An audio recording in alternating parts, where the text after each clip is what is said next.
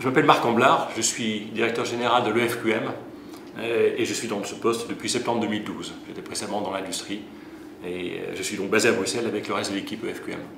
On célèbre les 25 ans de l'EFQM qui a été fondé en 89, initialement par initiative lancée par Jacques Delors et le PDG de 14 grands groupes.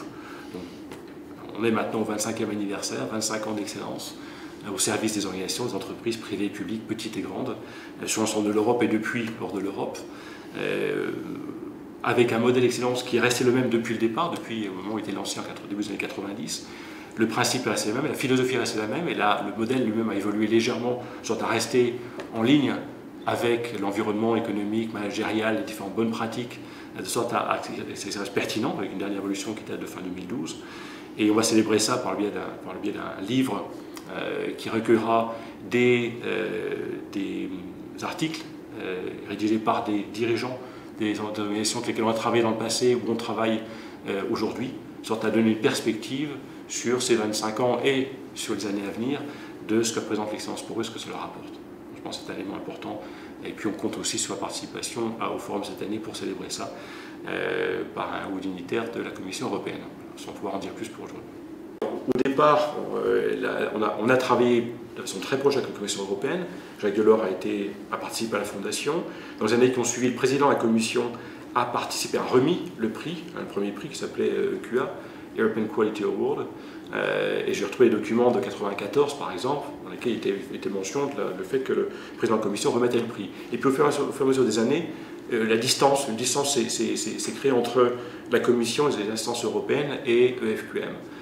Un effort qui a été lancé par mon prédécesseur est clairement de nous rapprocher des instances européennes, que ce soit de la Commission, mais aussi des différentes institutions autour de l'Europe, parce qu'on pense vraiment qu'on a un rôle à jouer aux côtés de l'Europe pour apporter la compétitivité dans les régions européennes, du fait de la pertinence, d'une part de la pertinence du modèle, et d'autre part du réseau que l'on offre, du réseau d'organisation, mais aussi du réseau de partenaires qu'on a dans les pays.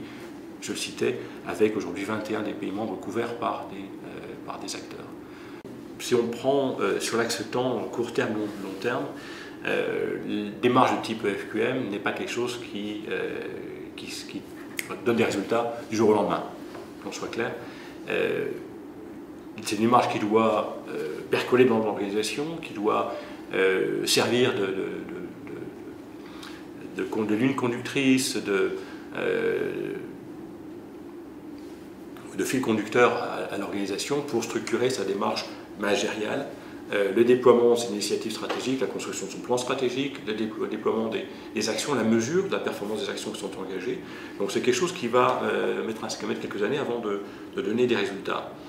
Pour autant, on ne peut pas simplement s'appuyer sur le fait que s'il n'y a pas de résultat tout de suite, on ne fait pas. Il faut travailler sur le moyen et long terme. Et donc dans une démarche, comme vous le disiez, de construction de performance qualitative sur le moyen terme, clairement, le moyen long terme, clairement, c'est pour ça que les organisations travaillent avec le modèle EFQM. À l'autre extrémité, des actions type Lean Six Sigma, sur lesquelles on pourra revenir si vous le souhaitez, produisent probablement des résultats sur le plus court terme. Et les deux, excellence sur le moyen terme, sur la structuration du business d'une part, et Lean Six Sigma sur les actions à plus court terme, sont tout à fait complémentaires. Donc on a cet équilibre, je dirais, entre ces différents types d'actions, et qui sont à nouveau très complémentaires, qui se complètent. In fine, si on parle de compétitivité, on garde tendance à regarder trop souvent le coût de la main-d'œuvre, à regarder l'imposition des éléments de ce type-là qui sont très court terme. Je pense qu'il y a un gros travail à faire, pas seulement en Europe bien sûr, pas seulement en France bien sûr, un gros travail à faire pour mieux structurer les démarches managériales, pour coordonner les actions des différents services d'organisation et différentes parties prenantes, internes et externes, pour s'assurer que tout ce qui est fait est en ligne avec la stratégie, que ces différentes actions sont cohérentes les unes avec les autres, qu'elles sont déployées, dont on mesure la pertinence, on benchmark les objectifs qui sont fixés. Donc cet ensemble de démarches qui sont partie intégrante du déploiement du modèle EFQM sont des éléments qui sont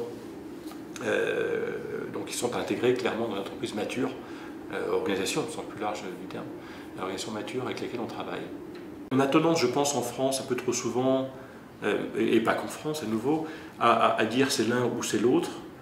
Il semble qu'en France, on a plus basculé du côté Lean Six Sigma, de façon à nouveau en grande masse, au détriment, et ça c'est un effet du temps, hein, au détriment d'approches plus globales, plus holistiques, du type excellence.